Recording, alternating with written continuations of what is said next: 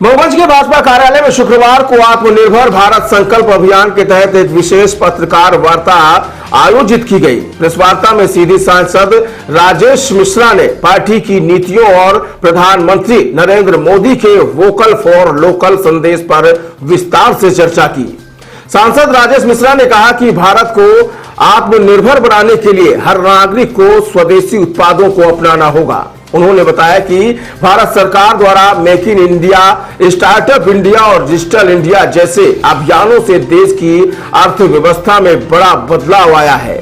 पत्रकार वार्ता में सांसद ने कई स्वदेशी उत्पादों को प्रदर्शित करते हुए बताया कि कैसे स्थानीय उद्यमियों और छोटे उद्योगों को बढ़ावा देकर भारत विश्व मंच पर अपनी पहचान और मजबूत कर रहा है। इस मौके पर भाजपा के स्थानीय पदाधिकारी, कार्यकर्ता और बड़ी संख्या में पत्रकार मौजूद रहे। सांसद ने सभी से आह्वान किया कि अब वक्त है आत्मनिर्भर बनने का, देश की हर वस्तु में भारत की पहचान जगाने का। वहीं मंच पर पार्टी के वरिष्ठ नेता और जिला अधिकारी भी उपस्थित रहे। कार्यक्रम के अंत में भारत माता की जय और वंदे मातरम के नारों से पूरा कार्यालय गूंज उठा। सभी पत्रकार बंधुओं को सादर प्रणाम। हमारी धनतेरस और दीपावली अभी जस्ट प्रारंभ होने वाली, कल से त्योहार शुरू हो जाएंगे, उसकी भी आप सबको ढेर सारी शुभकामनाएं।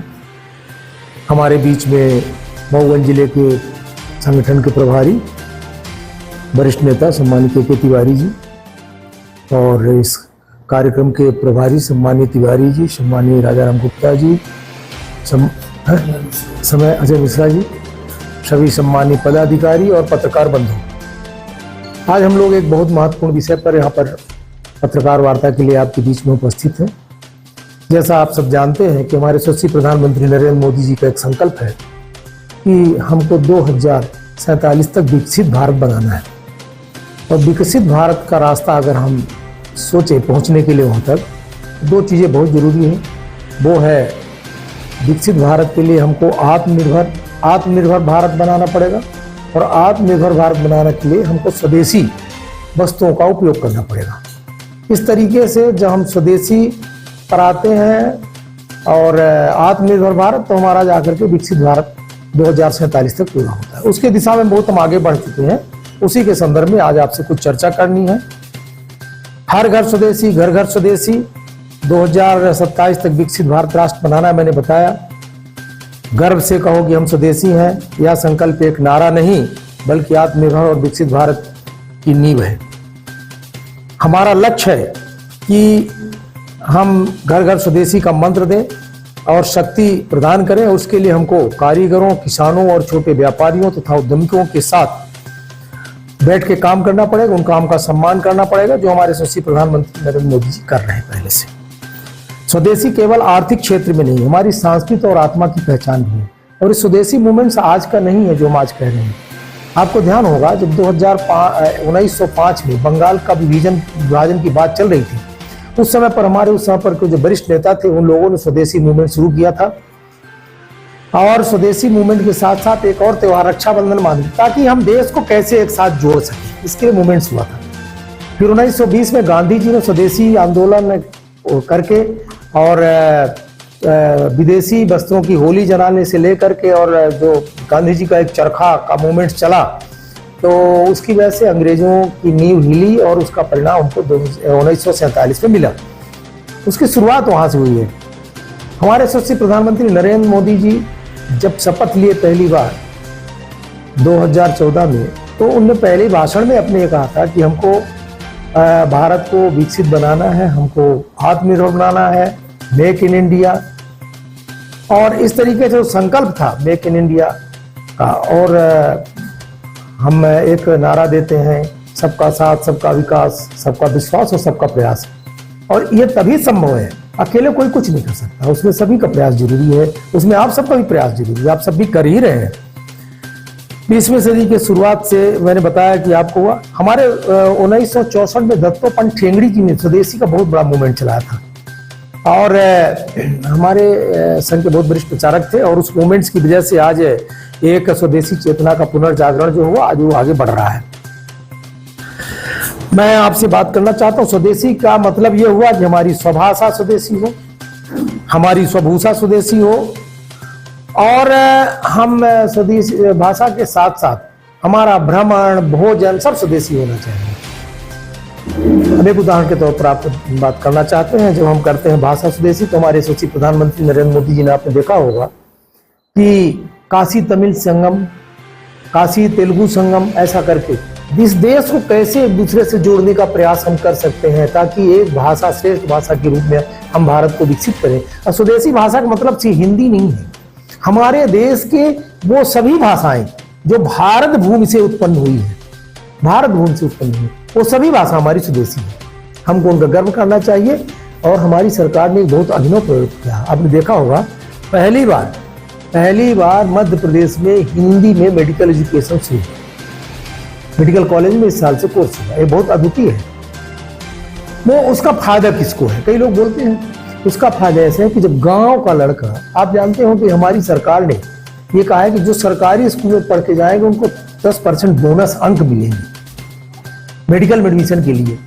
अब गांव का लड़का गया ऐसे क्षेत्र का जो सरकारी स्कूल का जो इंग्लिश नहीं जानता है, अब उसको लेकिन पास हो गया और उसको मेडिकल की पढ़ाई करना है, तो उसके मन में कभी हीन भावना न हो, और इसलिए हिंदी माध्यम से भी पढ़ाई शुरू हुई है। अंग्रेजी से पढ़ाएंगे उसको, हम हिंदी समझाएंगे, अगर हिंदी में लिखेगा तो उसको बराबर मार्क मिलेगा। यह स्वदेशी का एक बहुत बड़ा अनुपम उदाहरण मैं आपको बताना चाहता हूं, जो हमारी सरकार ने शुरू किया है, हमारे प्रदेश सरकार ने भी, हमारे केंद्रीय सचिव। हमारी आर्थिक व्यवस्था स्वदेशी पर आधारित होनी चाहिए। ये एक हमारा मूल मंत्र है। मैंने जैसे आपको कहा कि make in India, startup India, vocal for local से लेकर आत्मनिर्भर भारत तक हमको जो है इस लक्ष्य को पहुंचाने में पूरा करना है। आज हम रक्षा स्वदेशीकरण, ओडीओपी और इसके साथ साथ जेईएम, ओएनडीसी, भाषा प्रौद्योगिकी और भारतीय विरासत पर गर्व और से आत्मनिर्भरता पर विचार करने के लिए हम आगे बढ़ रहे हैं। आज आप देखते होंगे कि सिर्फ खादी, पहले क्या होता था, दो ही चीज स्वदेशी का मतलब होता था, खादी बस और दिया स्वदेशी बन गई, लेकिन ऐसा नहीं। आज रक्षा के क्षेत्र में ब्रह्मोस मिसाइल हमारे देश में बन गई, कल्पना ही नहीं होती थी, पहले तो यहाँ गोला भी नहीं बनता था। ब्रह्मोस मिसाइल, सेमीकंडक्टर से लेकर के विभिन्न तरह के आज हम आयुध बना रहे हैं। आज हम सैकड़ों देशों को हम आयुध सप्लाई कर रहे हैं, पहले हमारा निर्यात, आगे चल करके हम उसको बताएंगे। स्वदेशी उत्पादों का मतलब कम कीमत और अधिक शक्ति भी है निश्चित तौर से, और उससे एक और फायदा होगा कि हमारे देश के, स्वदेशी का मतलब वो है कि जो हमारे देश में निर्माण हो और हमारे देश के मजदूरों का, हमारे देश की जनता का पसीना बहे किसी भी रूप में, चाहे वो बनाने में, चाहे उसको इधर से उधर ट्रांसपोर्टेशन में, चाहे मार्केटिंग में, चाहे बाजार तक पहुंचाने में, जिस तरीके से हो, इस तरीके से हम उसको स्वदेशी के रूप में। ये हमारा विचार कब से आया? आधुनिक समय में यशस्वी प्रधानमंत्री नरेंद्र मोदी जी ने प्रधानमंत्री बनते ही तय किया था, लेकिन 2020 में जब कोरोना संकट आया, उस समय पर यह स्थिति कि हमारे पास किट्स नहीं थे, हमारे पास 95 मास्क बनाने के लिए नहीं थे, मतलब मुश्किल से बहुत कम बन रहे, जितना उपयोग चाहिए उसका 5%, 10%।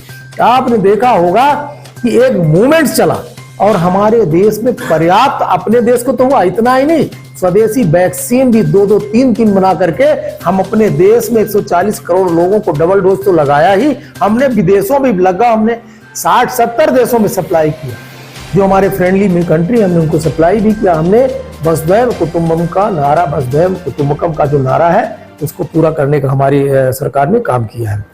मैं मित्रों, आज हम, जैसा आपने हम बताया कि वर्तमान में हम फिलीपींस को $374.96 बिलियन का रक्षा उपकरण हम एक्सपोर्ट कर रहे हैं। आज हमारी ये स्थिति है।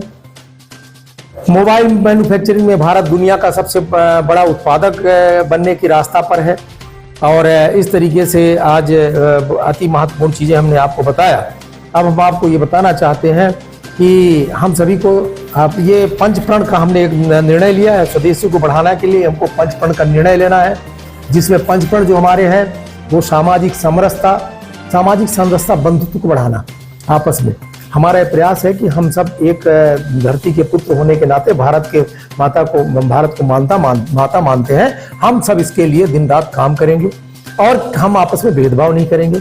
पर्यावरण अनुकूल दृष्टिकोण, हमको अपना पर्यावरण भी अनुकूल रखना चाहिए। पर्यावरण अनुकूल रहने से बहुत सारी चीजें होती हैं, स्वास्थ्य के दृष्टि से तो होता ही है, लेकिन पर्यावरण जो है से जो मानसूनी जो परिवर्तन होते हैं वो भी बहुत सारी चीजें उस पर निर्भर होती हैं। कुटुंब प्रबोधन या पारिवारिक प्रबोधन, आज हमारा भारत देश भी विदेशों की नस्ल फिरा करके और सिंगल यूनिट मॉड्यूलर फैमिली हो गया है। पिता पुत्र जैसे उसकी शादी हुई वो अलग हो रहा है। तो ये पश्चिमी सभ्यता का जो असर हमारे देश में हुआ, इसके लिए परिवार प्रबोधन, नागरिक कर्तव्य का मतलब हमारा ये होता है कि नागरिक बोध। जैसे ये बिजली जल रही है, हम जाने के बाद हम यहाँ की लाइट बंद करके जाए, हम पानी उतने उपयोग करें जितने पानी की जरूरत है। इसलिए हम समझते हैं कि ये पंचप्रण में जा करके और हम इस बात पर निर्भर करेंगे कि हम आत्मनिर्भर भारत की ओर अपना बढ़ेंगे। हम आपको अब कुछ आपको कंपैरिजन बताना चाहते हैं जो बहुत महत्वपूर्ण है। भारत एक विनिर्माण शक्ति के रूप में आज उभरा है। मोबाइल्स 2014 में मात्र यहाँ पर हमारे देश में मोबाइल बनाने की 2 यूनिट थी। आज हमारे पास 300 प्लस फैक्ट्रियां हैं मोबाइल बनाने की। भारत में बिकने वाले 99% मोबाइल अब मेड इन इंडिया है, असेंबल इंडिया में हो रहे हैं, बन रहे हैं।